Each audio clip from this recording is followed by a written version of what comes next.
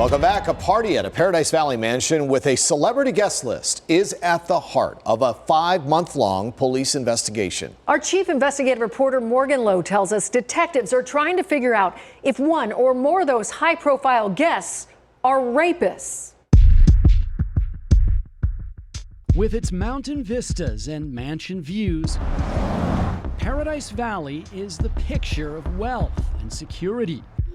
So when a text message appeared on a 20-year-old woman's cell phone with an invitation to hang out here, she didn't think twice. I think she was just, looking to go, meet new friends and mingle and stuff. It was a day after New Year's. We are concealing the identities of this man and woman so they can tell us what happened to their daughter the night of January 1st in this mansion. What did your daughter notice when she arrived at this destination? When she got there, she was handed a piece of paper and she had to sign a non-disclosure agreement to come in. She said that she noticed some pro athletes in there. A lot of those guys were wearing their chains that have the numbers on them. She said that shortly after that, a guy came and gave her another glass and said, "This drink is better." She took that glass and she drank it, and that was the end of it. That's all she really remembers. She blacked out. Yes. What she did remember was waking up and seeing males over top of her, 2 different males, and also cameras flashing. Somebody was taking pictures or videos. Yes. She was raped by not one man, but more than one. The next day when I saw her, she was under the influence of something else. You think somebody put something in that drink? That drink had been spiked with something else, no doubt about it. The only image we have from that night is this photograph of the victim and another woman named Kaya, someone the victim had met once at a pool party but kept in touch with through social media. The police report says it was Kaya who invited the victim to the party. The report contains descriptions of 3 suspects and says there were only 15 people there that night. But 5 months later, there have been no arrests and no suspects named. Paradise Valley police say they executed a search warrant on the mansion and had to go to court just to get copies of the non-disclosure agreements. CBS 5 Investigates discovered that Party Mansion is a rental, $5,700 a night. And we learned that weekend it was rented by this woman, Ashley Beeger, a Las Vegas-based concierge to pro athletes.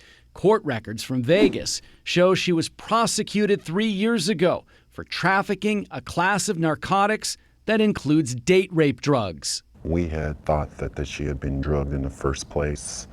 So when you did give us that information, that was confirmation for us that is what had happened to our daughter. No doubt about it, 1,000%.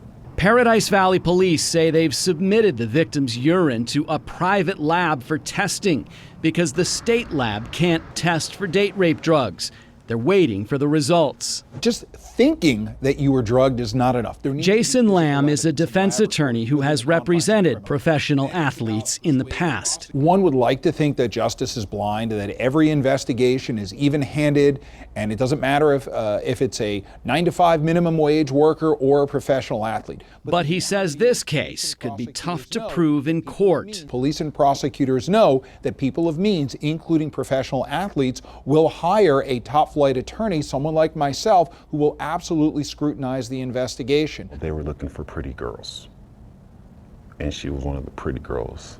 The victim's family believes she was targeted and lured to the party. The aftermath of that evening was horrible. She couldn't eat for a week. She's constantly reliving it. We called the phone number we have for Kaya. Your call has been forwarded to and the phone number we have for Ashley Beeger. We even sent a reporter from our sister station in Las Vegas to Beeger's apartment. I could maybe leave my card. So far, we have heard nothing. These people are out there. You're not safe because you're in a mansion. You're not safe because you're with celebrities and athletes. You're pretty unsafe, probably more unsafe, because the people that are around them aren't going to rat them out. Morgan joining us live here tonight. PV police in charge of this investigation. Who are these athletes? So we know a lot more than we are reporting in this situation. Police have not mentioned any suspect names, so we're holding off on naming anybody who was at the party because there were so few people there and we just don't know who did this. Okay, so do you know if police have interviewed everyone who was at the party? They are still trying to identify people who were at the party, so no, they haven't interviewed everybody who was there.